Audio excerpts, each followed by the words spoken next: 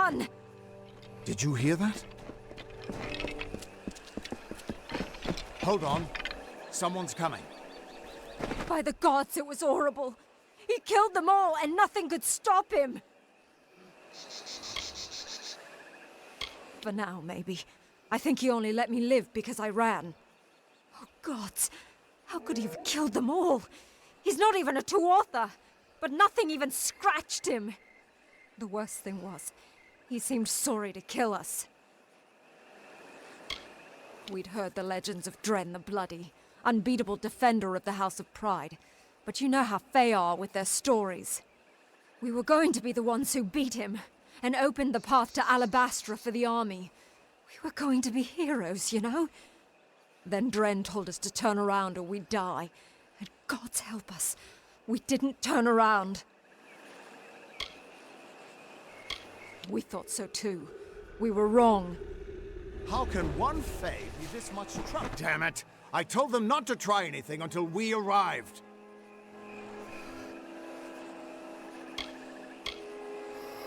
This wouldn't be related to Aylin and her friend coming down that road, would it? If you or anyone else, I'd try to stop you.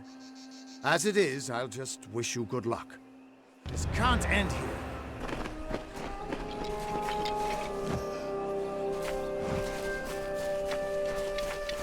Sometimes one soldier can do what an entire army cannot. Whatever you're planning, now is the time. Why not ask Ventrinio? He's the one who got you past Dren last time. Sidon says the barrier into Alabastra is a result of a Fae named Dren, the defender of pride, or so they say. All I know is that everyone who walks into that barrier falls to their knees and gets cut down if they don't get pulled back out. Everyone except Ventrinio. The House of Pride is the gateway to Alabastra. Until we can find a way through it, Gadflow can send his soldiers through. You got into Alabastra once. You can do it again. You haven't tried approaching, have you? No, of course you haven't. You're still alive. This took a little longer to find than I had hoped, but it should be exactly what you need. Dren had a twin in the Summer Court, Dith the Defender of Valor. They were both entirely immune to each other's power. She faded when the House of Valor fell, but my early experiments with the Well of Souls provided a quite useful little surprise. You see, when trying to draw life energy from the ether, I captured her essence and bound it into this charm. With this, you will be immune to Dren's power. It's not as powerful as it used to be, and it's specific to Dren. But it'll let you face him and live. Now be fair. Fae don't have souls as mortals do. They're a form of magic with a physical form. And I only got a little of it anyway. Just enough for a certain degree of immunity to Dren's power. It only works for one person, but it'll be enough for you to reach him. Trouble is, he'll be immune to your power as well. But I'm sure you can think of something. With the essence of valor, you can withstand Dren's attacks. Stop being such a child and go face him. You've got his counterpart's essence, so he shouldn't be able to hurt you. What more do you want? So what if he's still invulnerable too? Go find a way around it. I can't do all of your thinking for you. I had no idea what a treasure I had when I first caught Dith's essence. It was just a curiosity sitting on a shelf for the longest time.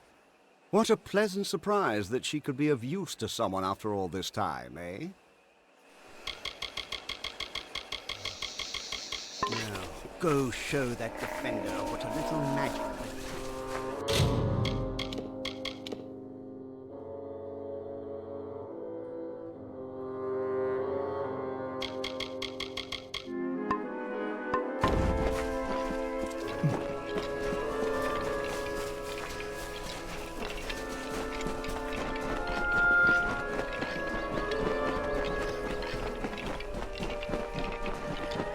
Turn back or die. Bold words. The same bold words that your ally spoke, and they lie around us now. I made an oath to protect my house and my homeland. No power short of death can keep me from fulfilling my duties. I know your intentions are to free my people from the Tuatha. You seem an honorable sort. You even bear the blessing of my sister. But I have sworn an oath to defend my house and homeland. I cannot let you in without a fight, and you cannot win against me. If only things could be different. If only the Tuatha were gone and my sister was back. My oath stands.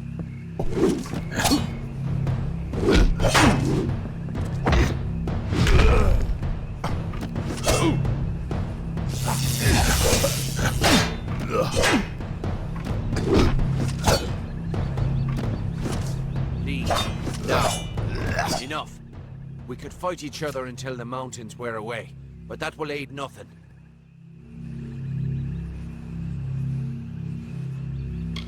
My sister and I were chosen to protect our kind.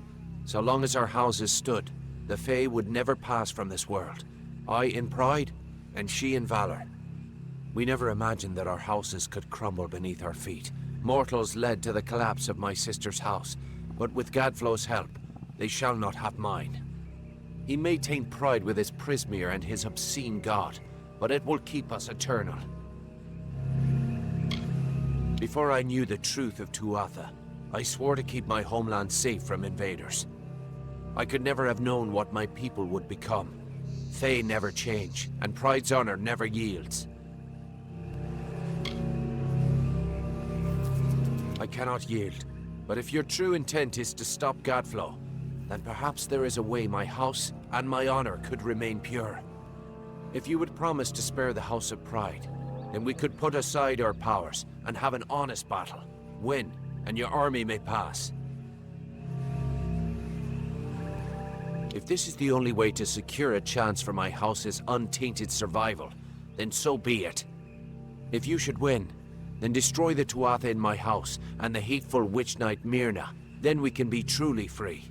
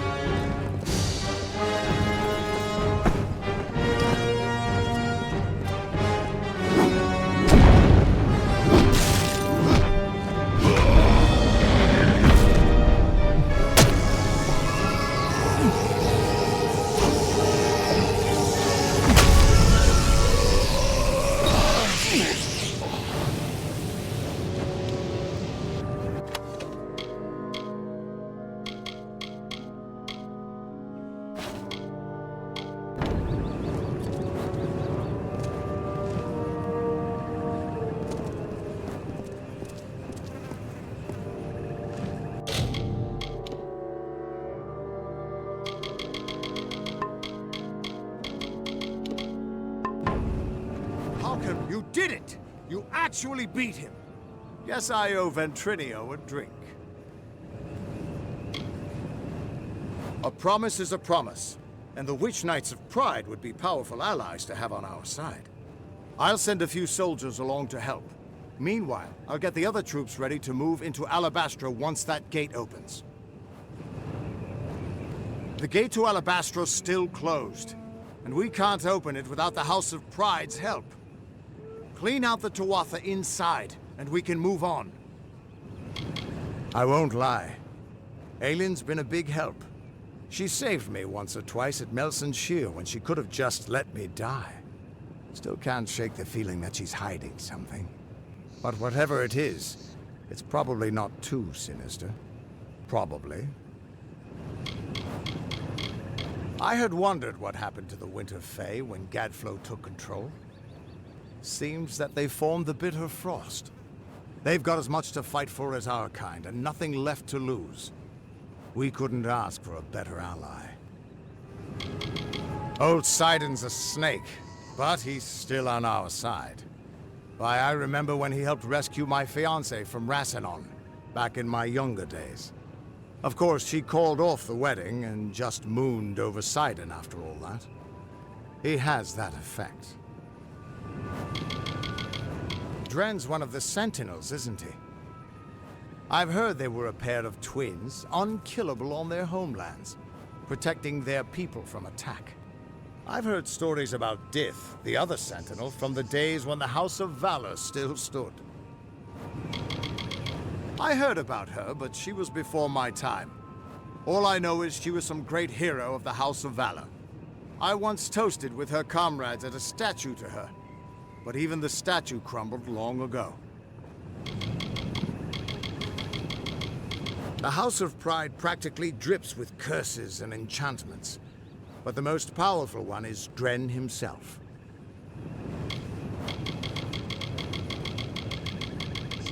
Get that gate open, and the army will be ready to go.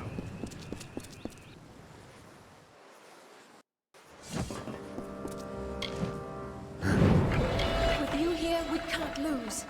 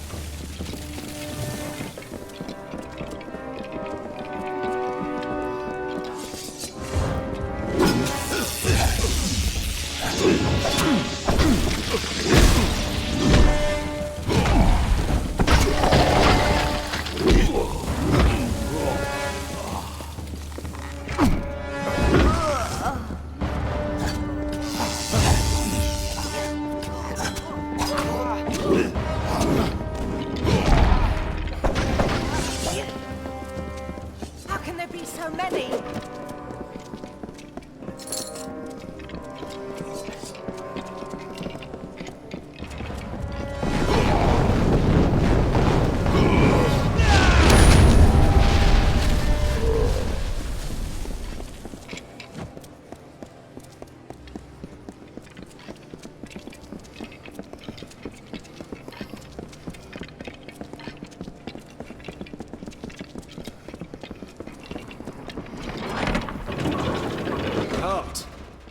If you would be so kind as to have a word with us. I have been chosen by the remaining members of our house to speak for all. We were most honored by your intention to free us. We are in seclusion, so it's best to observe this situation without any unnecessary interference or risk to ourselves. I assure you, we will be more than happy to assist you in Alabastra. Loath as we are to get our hands dirty in this scuffle, perhaps we can offer a more indirect assistance.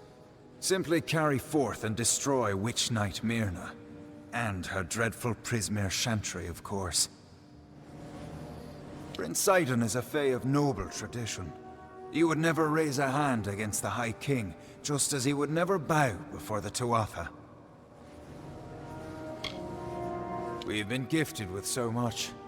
It's only proper that we are also immortal, so as to put our gifts to the most use. Conversely, poor children of dust have so little, but are given barely a moment to live. How kind the world is. How Gadflow came to command such respect is beyond even our wisest. He was little more than a jester at the Winter Court. But he said he found the voice of Tirnoch, and she led him to power. And it seems he was correct. As the Fae are above mortals, the House of Pride reigns above their fellow Fae, sharing our wisdom, our grace, and our humility. Myself, why, this one is merely the lowest ranked of our house, and yet we have been chosen as the speaker for the Fae of Pride. To us falls the honor of acting as liaison to your mortal army.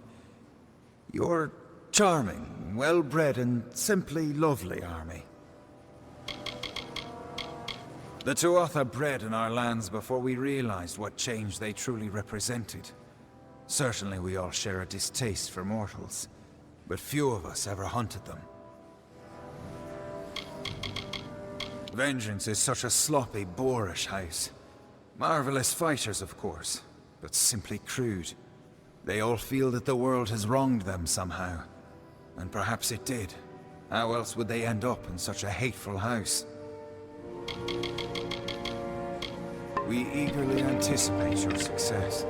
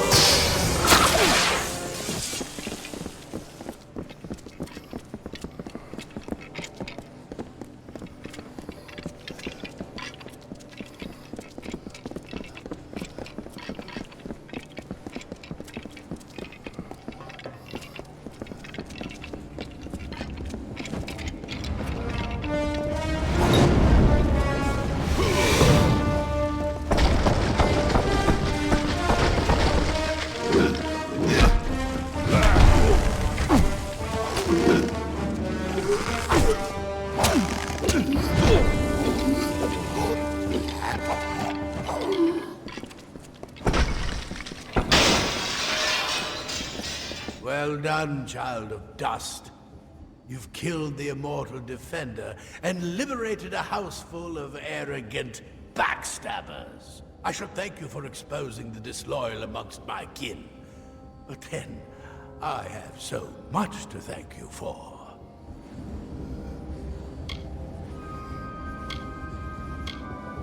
Pride? Their betrayal was inevitable. But soon you faced the House of Vengeance, and their loyalty to Tianok is absolute. Pure. Instinct. The goddess of mercy awakens, and with every step you take into my homeland, she comes that much closer to walking our world and purging your kind. So, welcome to Alabastra. It shall be the death of you once more.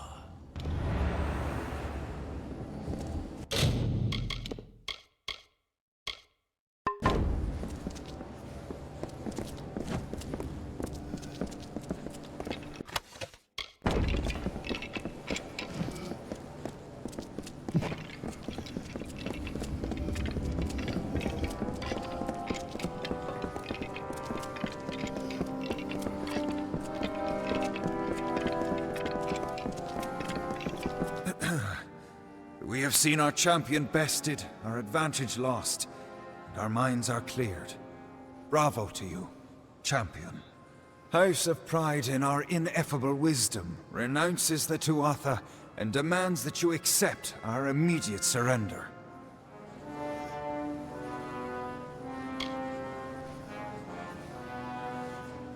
Your army is welcome here. We trust our benevolence will be well remembered should Gadflow be dethroned. We thank you kindly, and our mages have already been assisting your army in their march into Alabastra. We trust you do not object. Most excellently spoken. You have the commanding presence of a young Aegon, who once also bore the pleasure of our august company. Allow us to welcome you to Alabastra. We trust your visit will be eventful.